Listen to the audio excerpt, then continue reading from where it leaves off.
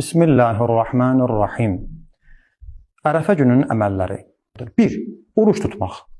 Bu gün də, həmin gün hər kəs oruç tutsa, onun böyük savabı vardır, böyük bir mükafatı vardır. Amma buyurublar, ərəfə günü dua etmək dediyimiz kimi çox əhəmiyyətli olduğunu görə, tövsiyə olunduğunu görə, əgər oruç tutmağımız bizim ərəfə gündə dua etməyimizə, ərəfə duasını oxumağımıza zəiflik yaradarsa, ibadət etməyimizə maneə törədərsə, əngəl olarsa, onda oruç tutmaq lazım deyil ki, günəş qürub etməmişdən qabaq qüsl etmək. Günəş batmamışdan qabaq həmin gün qüsl etsin, ərəfə gününün qüslunu verirəm qurbətən ilallah. 3.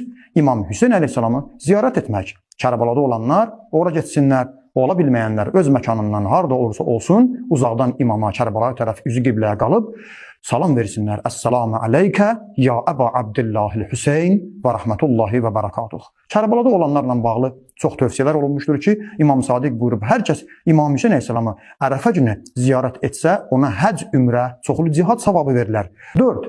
Əsr namazından sonra 2 rükət namaz qılırıq. Və duanı başlamamışdan qabaq bu namaz qılınmalıdır. Bu namaz 2 rükətdir. İmam Sadiq əleyhissalam buyurub ki, kim bu namazı qılsa, Ərafatda olan kəslərin savabını qazanar və günahları bağışlanar. Namazın qılınma formasında müxtəlif rivayətlər var, formaları var, uzun, geniş. Mən ən qısasını diqqətinizə çatdırıram. 2 rükət ərəfə gününün namazını qılırıq, qurbətən ilallah. 1-ci rükətdə Həm surəsi və sonra İxlas surəsi, Qul huvallah. 2-ci rükətdə Həm surəsi, ondan sonra Kafirun surəsini oxuyuruq.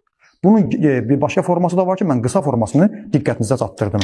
O cümlədən ərəfə günü axırıncı məşhur ərəfə duası oxumaq çox təkid olunmuşdur. İmam Hüseyn əleyhissalamdan rivayət olunmuşdur. Dua uzun olsa da, amma çox xeyirli və bərəkətli duadır. Xüsusi ilə mənasına diqqət etməklə, tərcüməsinə diqqət etməklə o duanı oxuyun. O duanın savabından inşallah ümidvaram ki, bir nəsib olmayasınız. Bir də başqa cümlələr də var ki, dualardan qısa diqqətinizə çatdırıram. Həmin gün yaxşı olar, müstəhəbdir belə dua edək. Ya Rabbi, innə zunubi la tadurruka və innə məğfirətəkə li la tənqusuka.